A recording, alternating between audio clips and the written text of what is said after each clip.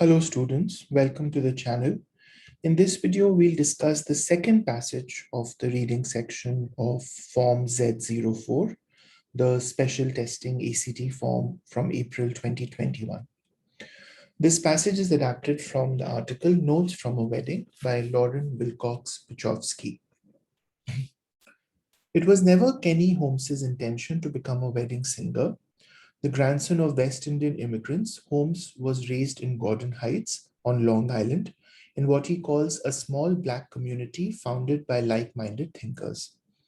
Families of immigrants and Southern Blacks who, as Holmes says, didn't come here to fool around and who handed down to their children their own keen sense of ambition. We grew up in that kind of atmosphere, he says, of positive thinking, of getting educated, whether or not you had a degree. Like any American boy in the 1950s and 60s, he was fascinated with popular music. He listened to the area's one radio station, which mostly played Sinatra, sometimes in the evenings with the coat hanger stuck into the top of his portable radio. He could pick up a faint signal from WWRL, a rhythm and blues station in New York City. When he was a teenager, his brother brought home a guitar. I was 16, it was a Sunday night, he says. I sat down and played I Can't Get No Satisfaction. I was addicted. Okay, so the first three paragraphs kind of introduce this person, this musician, Kenny Holmes, who is a wedding singer. And the first line, begins by saying that it wasn't his intention to become a wedding singer, but how he got into it is what the passage will discuss. We learn about his history, his ancestry. He was the grandson of West Indian immigrants, and together with the other immigrant families and Southern Blacks, they lived in this community in Gordon Heights on Long Island. And education, even if it was not formal education, but education, learning skills, positive thinking, those were important parts of his growing up years. And the third paragraph kind of, becomes more specific as it introduces his initiation into music. While he was not a virtuoso, he discovered, good at making money at it. He learned three songs, Satisfaction by the Rolling Stones, and I Love Her by the Beatles, and Shotgun by Junior Walker and the All Stars, and formed a band. We went out and sold it, he says. We could play those three songs all night. We got pretty popular out on the island, playing Battle of the Bands, fire halls, high school proms for $10 a night. Still, a career as a musician was not what he or his family had had in mind. Over the next few years, he says, I did everything I could not to be a guitar player. I went to college not to be a guitar player. Thinking he would be a psychiatrist, he took pre-med classes but didn't complete a degree. Along the way, he continued playing nightclubs and parties. In his mid-20s, he visited his brother in Washington. Washington looked to Holmes like a good place to be an ambitious, career-minded Black man, but it also had a thriving music scene in nightclubs and hotel lounges. And the next 15 years played out as a sort of tussle between his creative pursuits and his more business-driven impulses. Trying to work his way up in the music scene, he played 5 and 6 nights a week in nightclubs and wrote his own music. He started a recording studio called Sound Ideas, which trawled local talent for the makings of a hit song, but he found the pickings slim. So the rest, we discussed the first three paragraphs, and now we look at what Holmes did after that, as he grew up into an adolescent and then a young man, right? He was definitely good at playing the guitar. He, also started performing, created a band and started performing, but this wasn't something that he necessarily looked upon as a career, right? So he did go to college to be a psychiatrist, but that didn't kind of work out. He didn't follow through with that. And then when he moved to Washington in his mid-20s, he started to take music more seriously as a career option.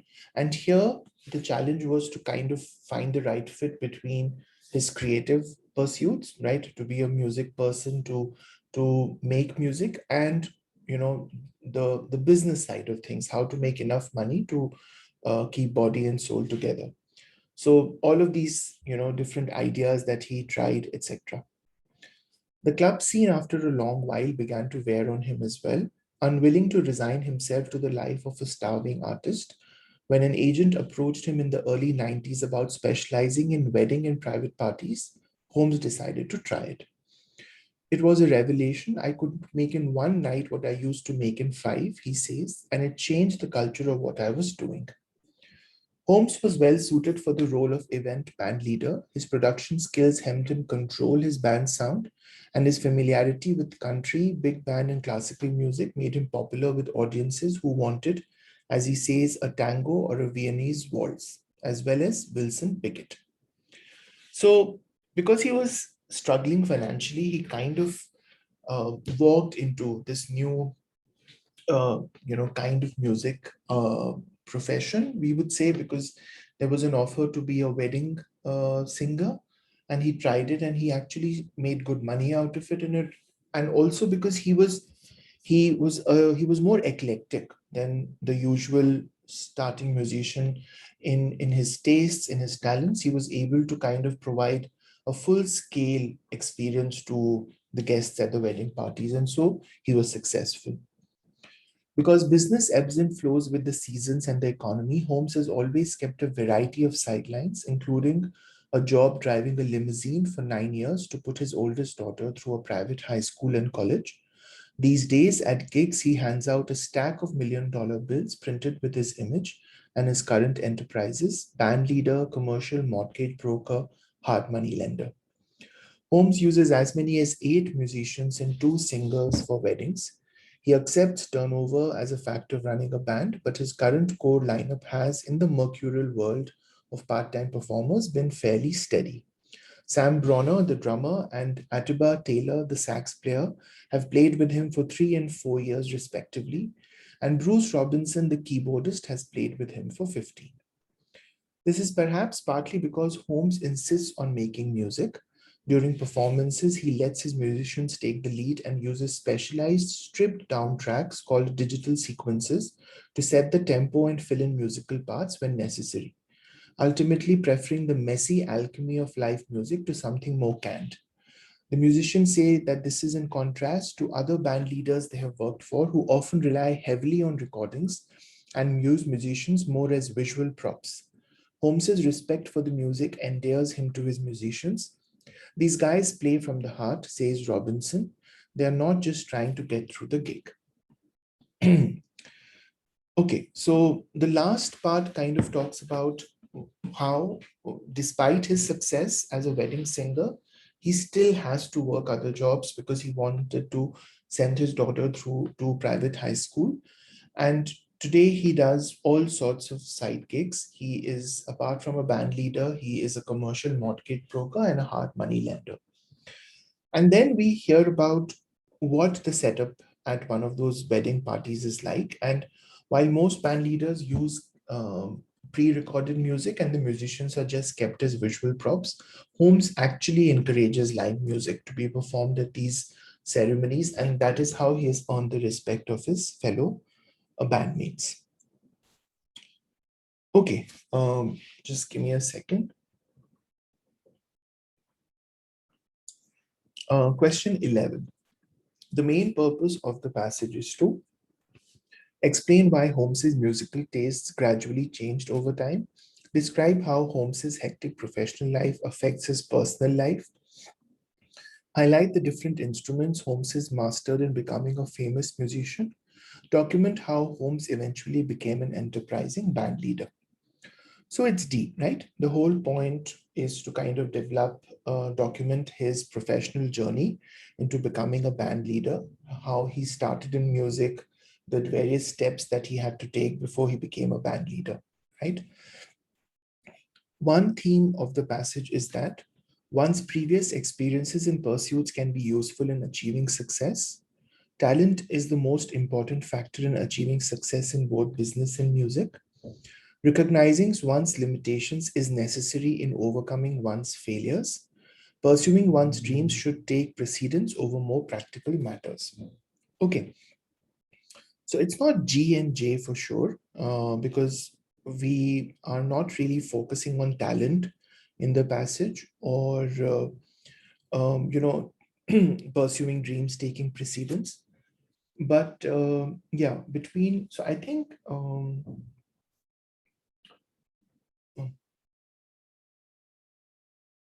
yeah, so I think this part is an important indicator of the answer, because he did not want to continue to live the life of the starving artist, and that's why he took a chance and became a wedding singer, which was successful. So um,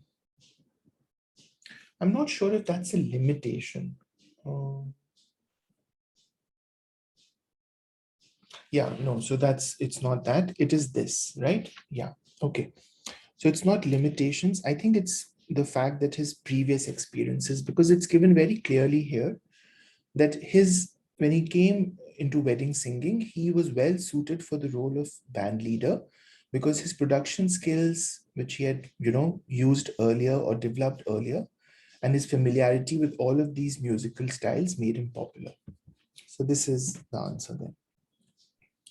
Which of the following events referred to in the passage occurred last chronologically? Taylor joined Holmes's band, Bronner joined Holmes's band, Holmes started driving a limousine, Holmes started Sound Ideas.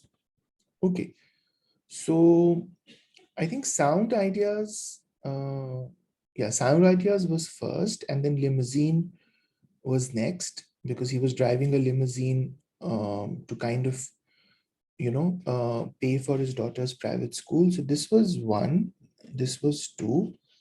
And then between Taylor and Bronner, Bronner joined 3 years ago and Taylor 4 years ago. So Taylor joined first, and Bronner. So Bronner joining his band was the last chronologically.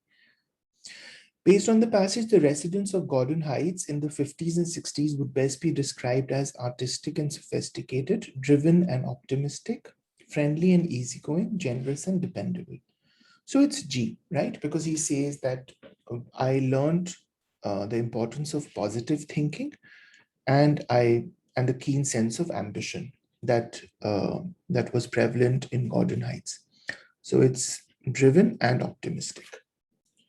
Okay. Question 15. The main purpose of the third paragraph, lines 13 to 22. Like any American boy, he was fascinated with popular music. So this is kind of to introduce his initiation into music, and more, on the professional side of things, because he was always interested in music. Indicate why Holmes preferred rhythm and blues to Sinatra songs. Establish that Holmes's parents disapproved of his interest in music. Reveal that Holmes was considered a musical prodigy. Describe what inspired Holmes to start playing music. Right, so it's D, right? Because those are like fundamental experiences that he had, and how, he would listen to music on the radio, and then when his brother got a guitar, he started playing it. So this describes, all of his inspirations and all the events that led to his playing music. The main idea of the fourth paragraph. Okay, so lines 23 to 31. Right, so this talks about how he kind of converted that talent into, into a business opportunity. He created a band, and he started to, play at events for money. Holmes was better at playing music than he was at promoting his band. Holmes's band was able to earn money despite having a limited repertoire. Holmes's band became a national phenomenon despite the band members' lack of musical talent. Holmes would not have had more success early on if he had taken the time to learn more songs. So it's G, right? Because we know his repertoire was limited. He learned just 3 songs, right? And yet, with the band, he was able to make money.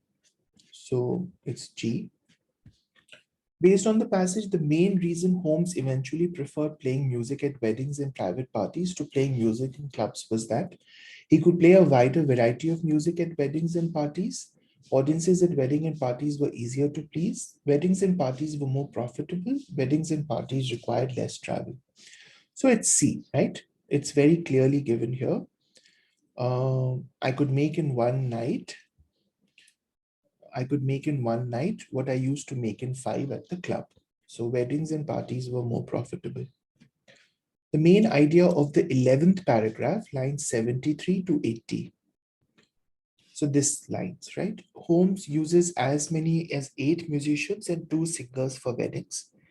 So this kind of talks about the fact that while there's a lot of churn in the part-time performer industry, his retinue or his band has had some consistency, right? So Holmes often has to alter his musical style based on which band members are available to play a gig.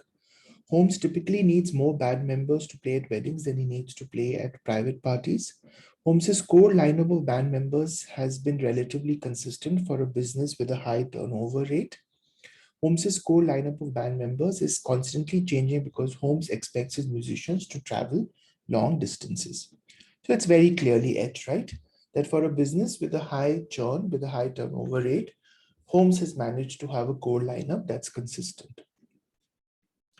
It can most reasonably be inferred from the passage that Holmes's band members like playing music with Holmes in part because, in contrast to other band leaders, Holmes, so we know that the reason is that he does not expect them to be just visual props. He lets them participate and make music live. It's not pre-recorded. In contrast to other band leaders, Holmes is familiar with the big band, is familiar with big band classical and country music, allows band members to showcase their talent during gigs, played music in the Washington club scene for 15 years, uses sophisticated elements like digital sequences during gigs. So it's B, right? He allows them to play live music. In the passage, the phrase something more canned most nearly refers to so live preferring the messy alchemy of live music to something more canned, right? So that basically compares Holmes's allowing his performers to make live music and preferring that to recorded music. So the canned here refers to music that's pre-recorded. Sound effects, music video, improvised music, recorded music. So it's J. Okay, let's grade this. I'll open the answer key. 1 second. Yeah. So this is 11 to 20. Okay. DFBGD, DFBGD, 16, GCHBJ, GCHBJ. Okay, so we got all correct. Hope this was useful. If you have trouble getting some of these right, I would advise you to see where the mistakes were happening, right? Was it passage comprehension or was it option selection? I feel that I know that on ACT time is of the essence, but I feel if you read the passage carefully the first time, and if your comprehension is good, then answering the questions becomes easier because I think the options are quite straightforward here. So you can save time on answering questions and your accuracy will be better if your passage comprehension is good. So make sure you focus on that. Right. So I'll see you guys in a new video soon. Take care. Bye-bye.